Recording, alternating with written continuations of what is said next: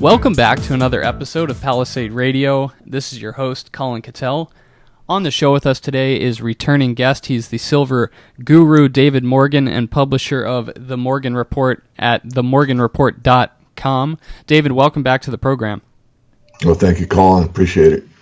You must be excited, as well as your followers, David, as silver is finally starting to make a move along with several other commodities at the moment. I think we should start with silver and what you see developing in the metal there. Well, I'm happy to see silver moving up with gold. The gold-silver ratio is still quite high, which really favors silver over the longer term.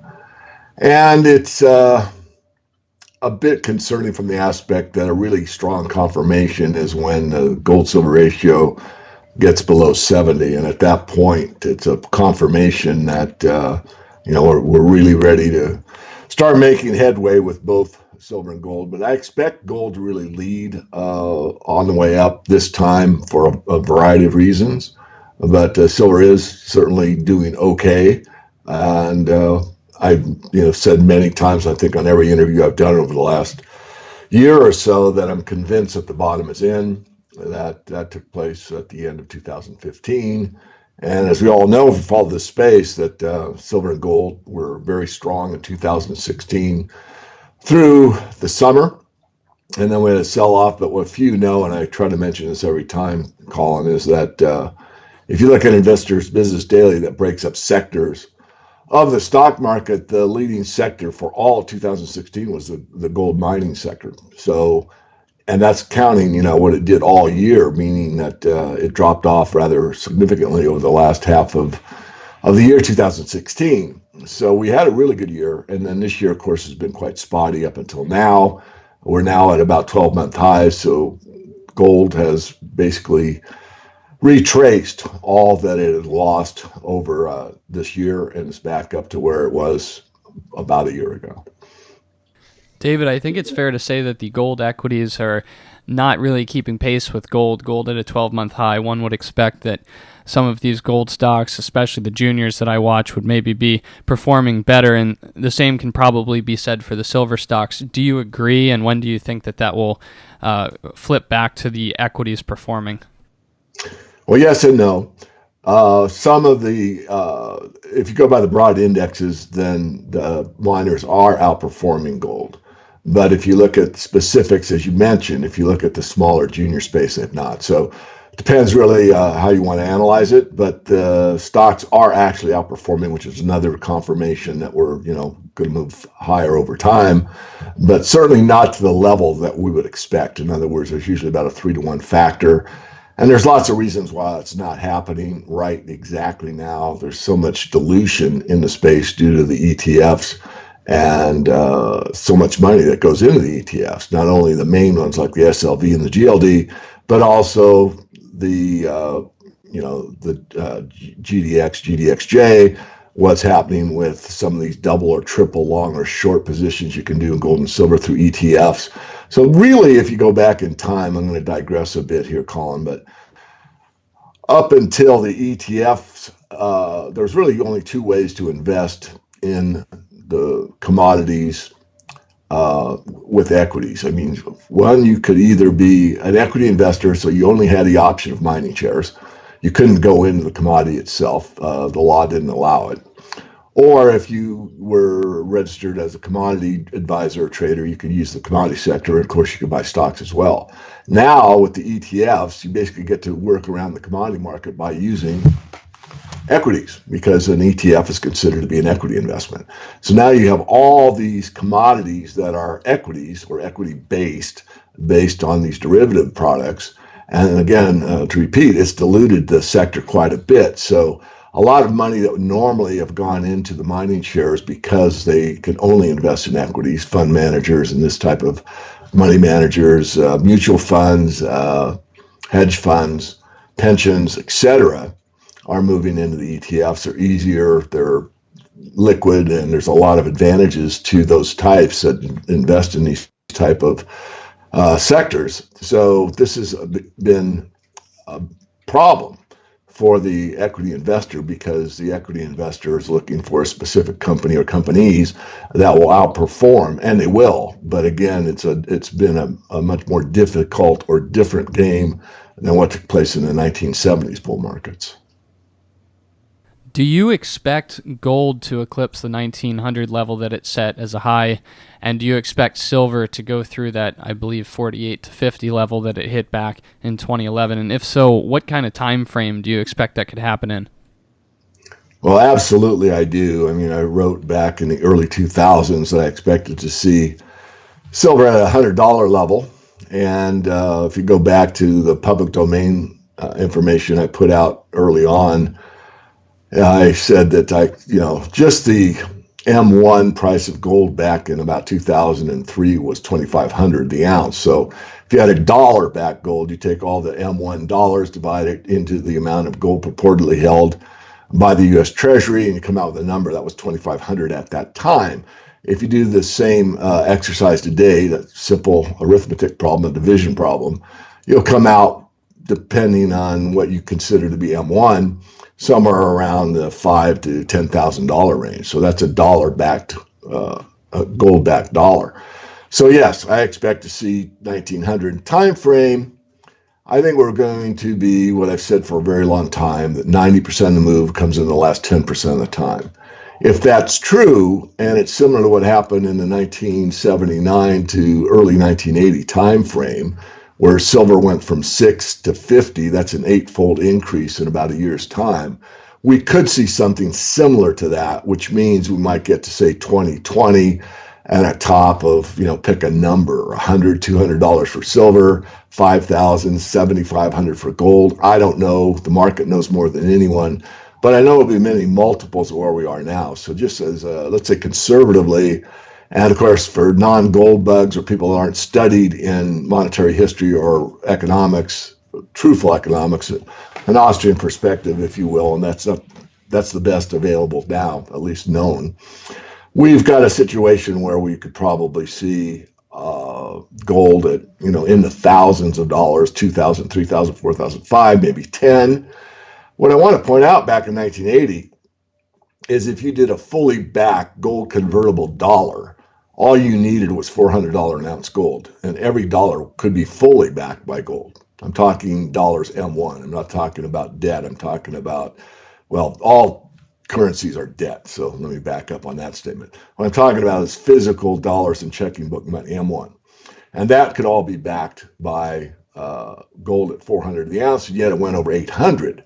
And when I wrote that article, Engineering the Price of Gold, what I was suggesting is that all markets get overvalued. So gold was fair valued in 1980 at 400 the ounce, and it was double that when it hit its peak.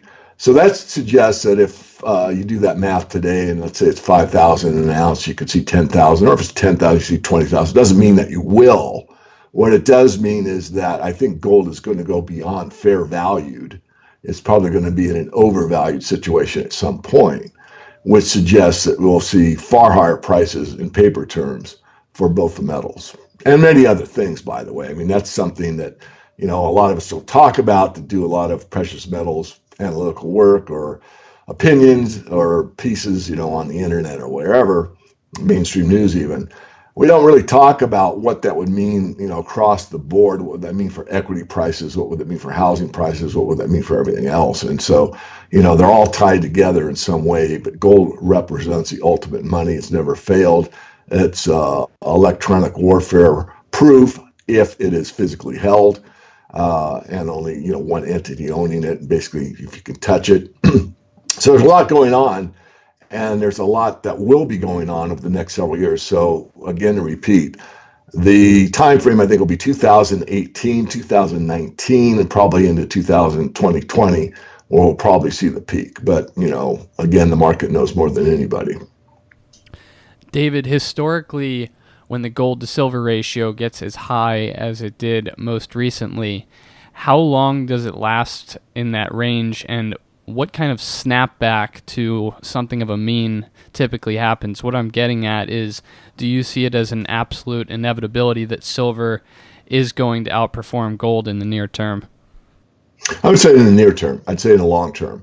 Basically, what happens is once gold really catches fire, and the old adage, there's no fever like gold fever, you'll see a lot of big money come into gold. Big money really can't come into silver. Yes, it has. I know Buffett bought 129.7 million ounces of physical, so that's relatively big money speaking to the silver market.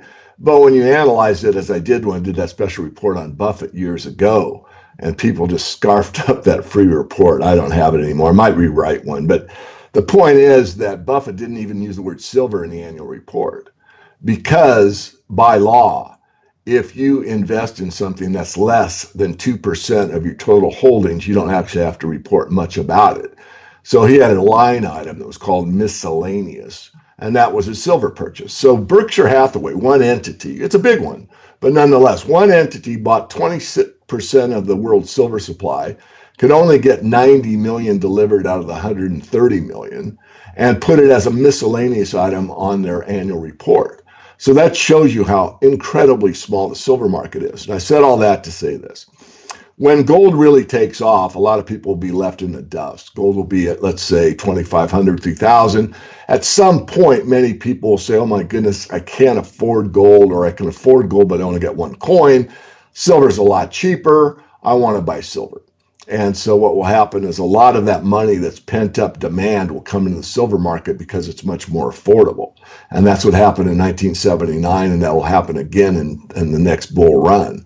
On top of that, you have a great base of equity investors, kind of stale for the most part, which are retail investors that are sitting behind an E-Trade, Ameritrade, Scottrade, whatever. I'm not trying to promote any of these electronic platforms. They're all pretty comparable. But people that are missing out on the physical gold and silver see that moving.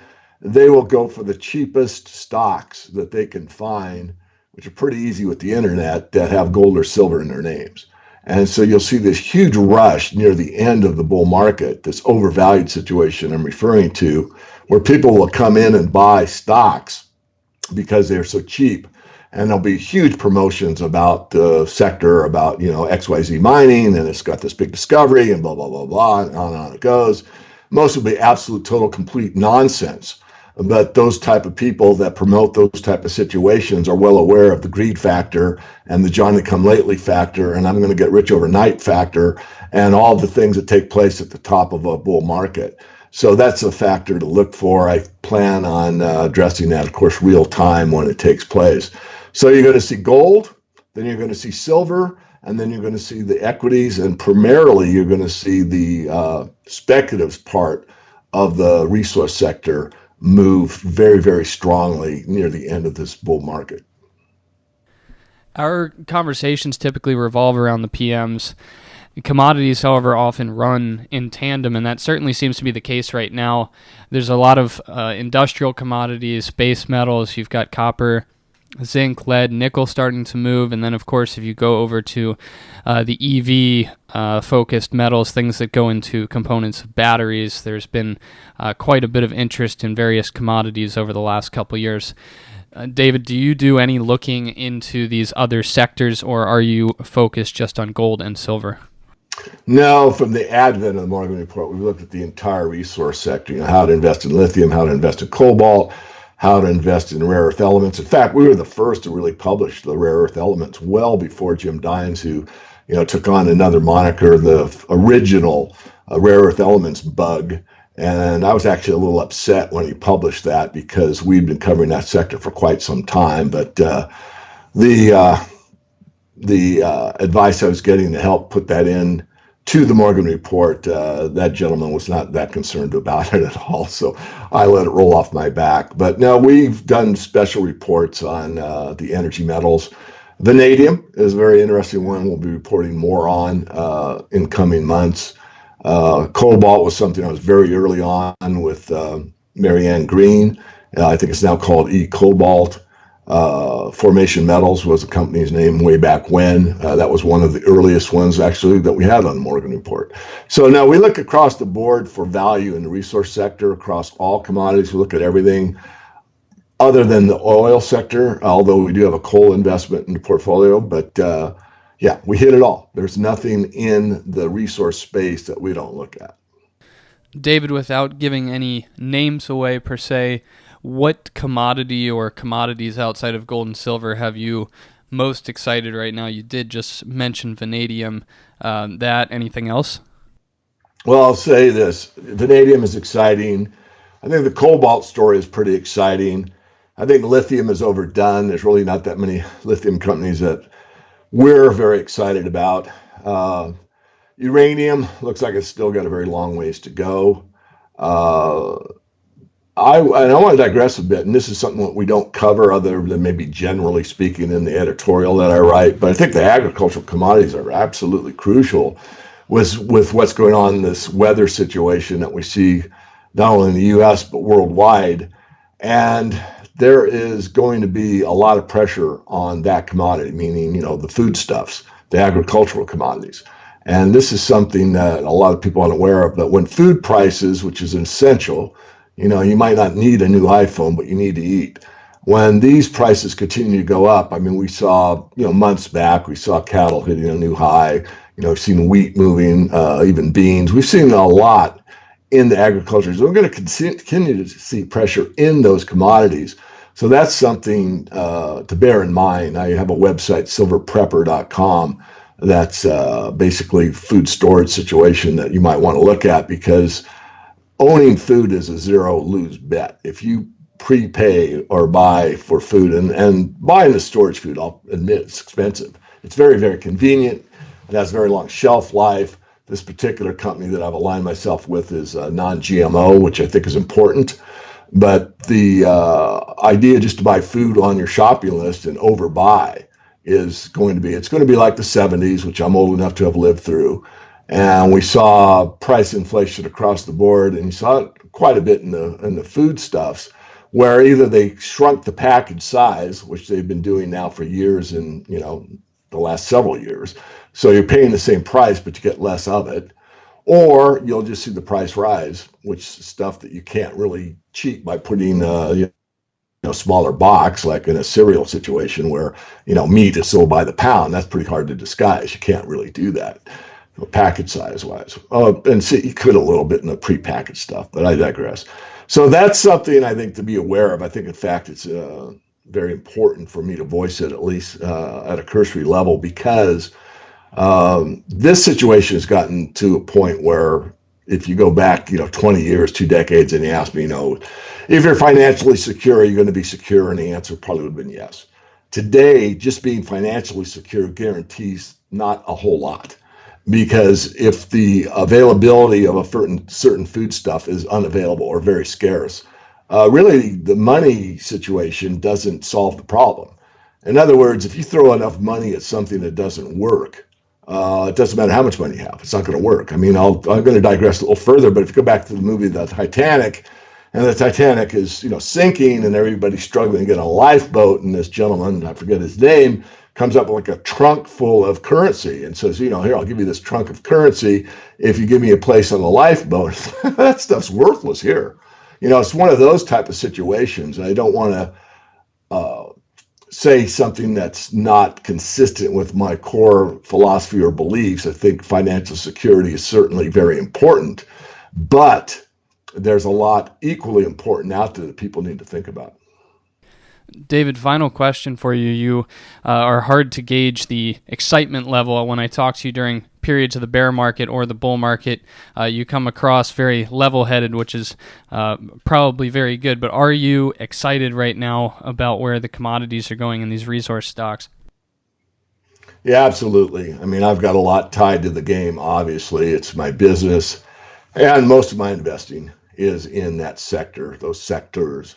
And it's not about me. Certainly, I've always felt that the highest calling you can have is to live your passion. And if you can make a living doing it, you're blessed. And I've been that way for a very, very long time. And I do like to practice the paradox. You can be self-serving and serve others at the same time. And I've always taken that to heart. I mean, the Morgan Report, people say, well, what do you do? What do you invest in? Well, that's what I do. When you buy, a paid subscription, you see almost exactly what I'm doing with the funds available. And that's an insight that many people want and many don't.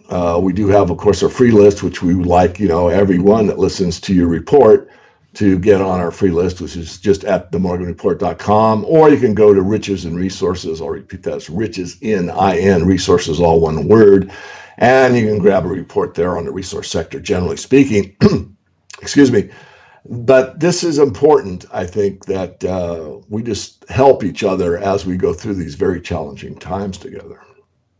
Agreed. Well, once again, everybody, David Morgan, the Silver Guru. It's themorganreport.com. I would definitely push you to go sign up and get some of David's free content. And, of course, if you like what you see, go ahead and tap into the premium content.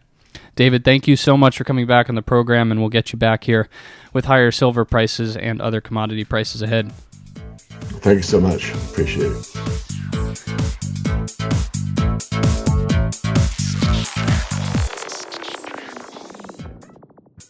Think you understand the junior mining sector, and you think that the participants in the mining sector, junior mining sector, are good people and kind people, hit the bid.